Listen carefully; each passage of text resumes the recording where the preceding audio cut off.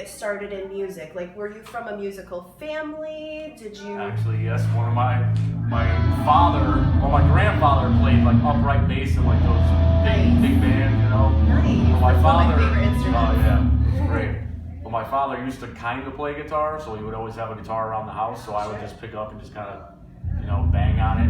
And he also got me into Kiss. That was the first band I ever got into when I was, you know, baby, I think. Yeah. So ever since then, I was like a Kiss fan, and I would just pretend to play on his guitar, and then I just kind of took it from there.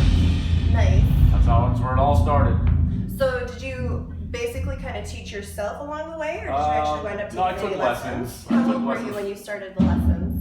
12. Okay. So before that, I just used to make a lot of noise. Hey, I tried to make it though. sound good, but Yeah, when I was 12, when I was 12, sure. I started playing, and then took it from there. I mean, took taking lessons. Sorry. Now, where did you actually grow up at?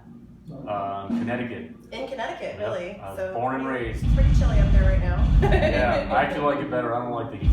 Our other guitar player, Frank, he lives in Florida now, and he loves the heat. Where is he at in Florida? I forgot. He's not southwest though. I think he's somewhere near Orlando.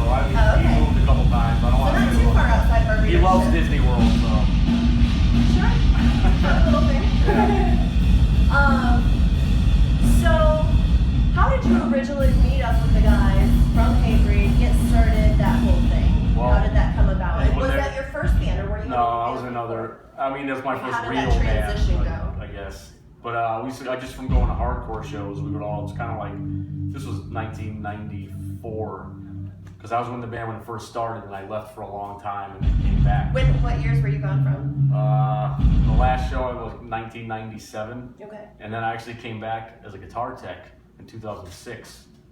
So you weren't there on Ozfest when I was touring with them. Which year? I was there in 2002. Oh no. Yeah. Yeah, but I was already out. That was the middle period. Yeah, I was thinking, I'm like, I don't know. No. Yeah, that's okay though. But yeah, so I was in the band when it started, but we met up just from all knowing each other, going to shows every weekend, and then, you know, I knew the drummer, the original drummer at the time, Dave, and they were looking for a guitar player, so I came down, tried out, and I played in the band. And I played on the first EP, Under the Knife, and then I left for a long time. Now, in that transition period where you left, did you pick up with any other projects in the meantime, or do you play with any other projects right now on the side? Nothing right now, but I did play in a few bands. There was another band called 2x4. It was a Okay. hardcore band. And like a punk band called Youthful Offenders. Nice. And I actually played the live shows with Ice Pick. That's Jamie's other band, 2005. And there's this other band, Fall from Grace. Nothing that really like toured or anything. No, I've heard of Fall from Grace. Yeah, and then what was the other one? Yeah, that was about it. But then, like I said, I actually came back teching first for Hatebreed in 2006 on the Ozfest. And then Sean quit in 2009. They're like, oh, you want to come back? I'm like, yeah.